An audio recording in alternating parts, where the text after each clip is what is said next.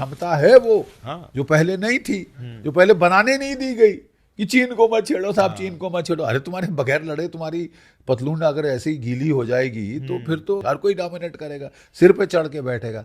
अब भारत की सरकार ने आंखें दिखानी शुरू की हैं, और आंखें तो पहले भी दिखाई जा रही थी, लेकिन बगैर कोई तैयारी किए, राइट।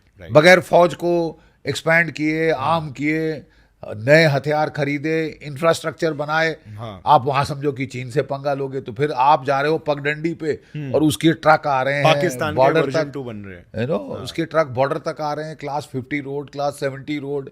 तो अब हमने इंफ्रास्ट्रक्चर बनाना शुरू किया है, चीन के भी ठंडे पसीने आ गए हैं। पाकिस्तान में अभी जैसे ये अटैक्स, मतलब ये जो थ्रेट्स हमें आ रहे थे थ्रू आउट द नेबर्स, तो अभी इंडियन मिलिट्री स्ट्रांग की जा रही थी पिछले कुछ, और जैसे आपने बोला कि पहले जो टेररिस्ट अटैक्स भी होते थे अभी वो काफी हद तक कर्टेल हो गए हैं, मतलब ना के बराबर ही होते हैं, Right. ठीक है, कंट्रोल हो गए। तो इट लुक्स लाइक कि कोई एक strong military defence system in place है जो इन चीज़ों को हमारे लिए सेफ गार्ड करके रख रहा है। तो मिलिट्री वाइज और उसके बाद intelligence wise, do you think कि पिछले 8-10 सालों में अभी सिचुएशन काफ़ी बेहतर हुई है, नेशनल सिक्योरिटी इंक्रीज हुई है? There What's is your no take on it? Doubt कि बहुत सारी हमारी नेशनल सिक्योरिटी की कंसोलिडेशन हुई है।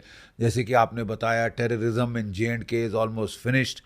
पंजाब में बड़ा जोर लगाया, सिर नहीं उठा सके हैं। माओइस्ट भी कम हो रहे हैं। माओइस्ट भी काफ़ी अब सहमे सहमे दिखाई दे रहे हैं।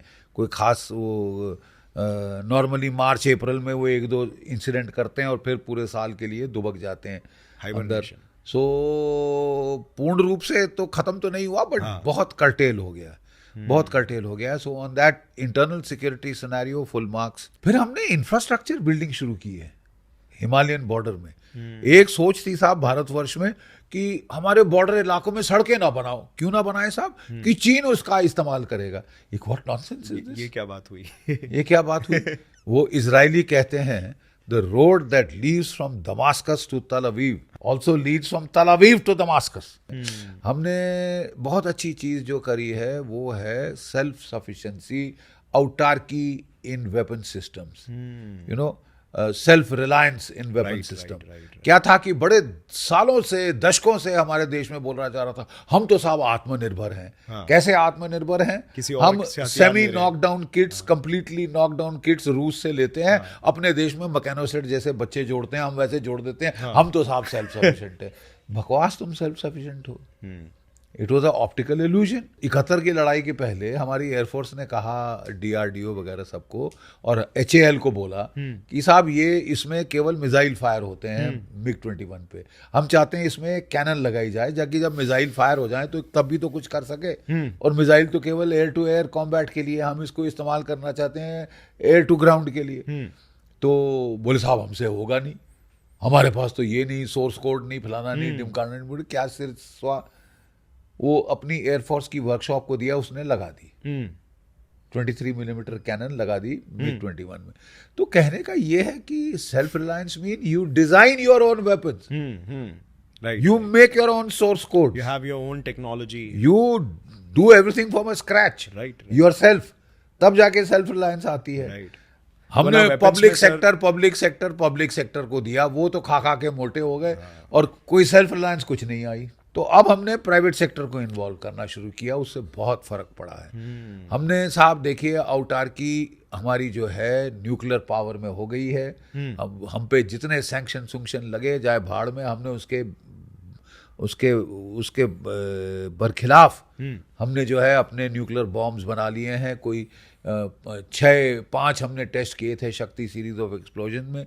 उसके बाद हमने जो है अपना कोई 160-165 का जखीरा एटमी हथियारों का हमारा है, और ये काफ़ी भारी वेपन्स हैं कंपेयर टू पाकिस्तान। वो कि 9, 10, 6, 7, 8 किलो टन के हैं। अब वो सब किलो टन बना रहे हैं, जिनको उनके वो मिनिस्टर साहब कह रहे थे कि 1.5 पाव का बॉम्ब और 2 पाव का बॉम्ब। वो तो that is a joke, you know. वो नंबर बढ़ा रहे हैं अपने वो दुनिया को दिखाने के लिए। वो क्या करेगा?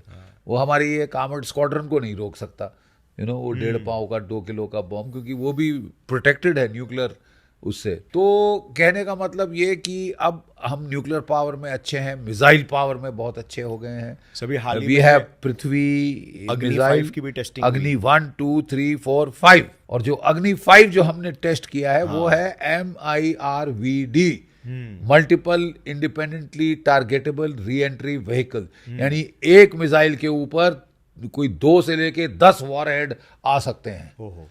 और जो अभी किया है वो 3 के साथ किया है, कहा जा रहा है। और वो 5 से 7 हजार किलोमीटर चल सकता और 5000 किलोमीटर उसकी रेंज है, 5000।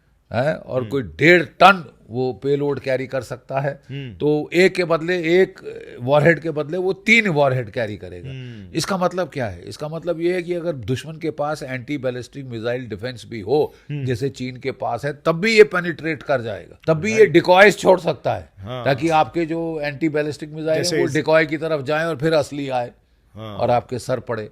फिर आप ज्यादा एरिया कवर कर सकते हैं, एक मिसाइल से ज्यादा टारगेट ठोक सकते हैं। It is like cluster munitions, ज्यादा नुकसान कर सकता है। और जो क्रिस्टनसन एक अमेरिकन साइंटिस्ट है, वो कह रहा है कि ये जो MIRV कैपेबिलिटी भारत के पास आ गई है, भारत पाकिस्तान के बरखिलाफ डिजार्मिंग फर्स्ट स्ट्राइक कर सकता है। कि अपने ये मल्टीपल इंडिपेंडेंटली वॉरहेड लेके जहां जहां पाकिस्तान के न्यूक्लियर वॉरहेड की वहां पे जमावड़ा है, उसको हम उड़ा दें, फर्स्ट स्ट्राइक में खत्म कर दें उसके न्यूक्लियर मिसाइल, ताकि वो जवाब न दे सके।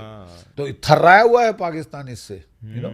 सो that is one part of it which is very good, and we are going in for indigenisation. अब हमने जो ATAC गन है, जो कि हमारी DRDO ने डिजाइन करी, और कल्याणी फोर्ज और टाटाज और वगैरह ये लोग मिलके इसको बना रहे हैं। देखिए, जो अमेरिकन 155 मिलीमीटर गन है, उसकी रेंज है 45 किलोमीटर, इसकी है 48। वो 3 राउंड पर मिनट फायर करती है, ये 5 राउंड पर मिनट फायर करती है गोले। मतलब it is far superior than the American gun, और ये इंडिया में बनी है। तो मैं तो कह रहा हूं कि साहब, अगर यूक्रेन युद्ध से हमको एक लेसन इमर्ज आता है, वो ये है कि तोप खाने का बहुत महत्व है। तोप खाने से ही कमर तोड़ दी है रूस ने यूक्रेन की। तोपें दाग दाग के 50-60 हजार राउंड्स पर डे फायर कर रहे। तो ये 155 मिलीमीटर गन्स की बहुत जरूरत है। पहले हमने धनुष गन बनाई, जो कि बोफोर के डिजाइन से बनाई थी, अब हमने ये 155 बना दी है।